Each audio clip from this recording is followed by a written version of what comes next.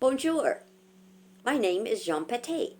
I am a voyageur, and I am here to read a chapter from The Littlest Voyageur by Margie Preuss, illustrated by Cheryl Pilgrim. I am reading with permission of the author and from Holiday House Publishing. Jean-Pierre Petit Le Rouge, a red squirrel, has stowed away in a voyageur canoe. It isn't long before he's discovered because he can't resist singing, or what he calls singing.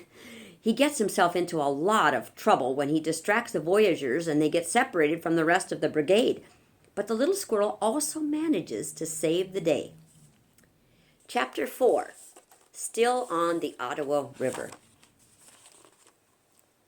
For a time, I was a hero. It's true, a hero.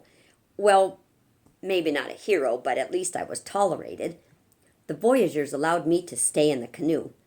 Perhaps only in the bottom of the canoe. And no singing, Jean-Jacques grumbled with a shake of his finger.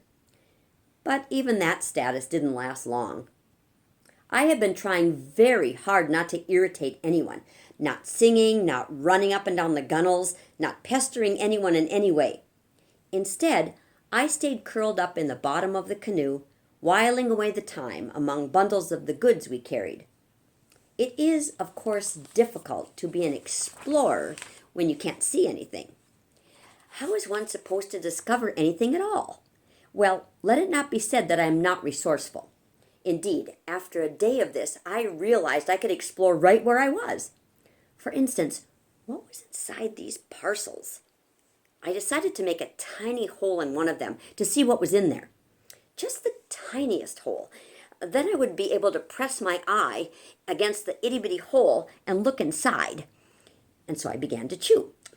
I gnawed a very small hole, but as soon as the hole was made, ping, out popped a bead, a tiny white bead. And ping, ping, ping, red, yellow, blue. Several more tiny beads, then more and more. What to do? I did the only thing I could think of. I crammed my paw into the hole to keep any more beads from popping out. But now, what did I smell? A whiff of something, a rather delicious smell coming from another bundle. Convenient to my teeth. Soon my teeth had chewed a little hole in that one, and click, out came a little dried pea, and tick, click, clatter, tap, a paw full of peas fell out. Oh dear, I quickly stopped up the hole with my other paw. Before I could think of what to do about the holes, the brigade came to a place where the waterway turned into roiling rapids. Roaring and growling and foaming, the river tumbled over rocks and boulders. Now what do we do? Jean-Luc asked. We must portage, said Jean Gentil. That is when we carry the canoe and our cargo overland to where the water, she is calm again. The voyageurs paddled to shore, jumped out of their canoes, and began unloading all the gear. It was a scene of such hustle and bustle as to make you want to turn a few somersaults just to fit in. I leapt out of the canoe, executed a few of those, and threw in a few flips for good measure. But I had to scamper out of the way as Jean-Claude dog-trotted by me, carrying not one but two pieds on his back, secured by a strap around his forehead. After Jean-Claude came Jean-Jacques, then Jean-Luc, and finally Jean-Henri, who was carrying 2 heavy bundles and a keg on top.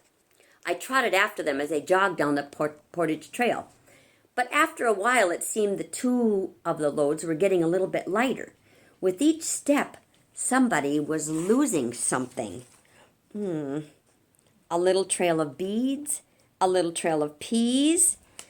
Jean-Luc, you are so careless. Look what you have done, Jean-Henri said. What have I done? Whimpered Jean-Luc. Look at the ground, Jean-Henri said. Jean-Luc saw the trail of beads. I did nothing. It wasn't me. Anyway, your bundle's doing the same thing. Jean-Henri turned around to see a little trail of peas. He shrugged off his load and inspected the bundles. Why, there are teeth marks here, he cried. Tiny teeth marks and a tiny hole. It looks as if a mouse or a He stopped himself mid-sentence and glared at me. I turned a darker shade of red. That little troublemaker, Jean-Henri shouted.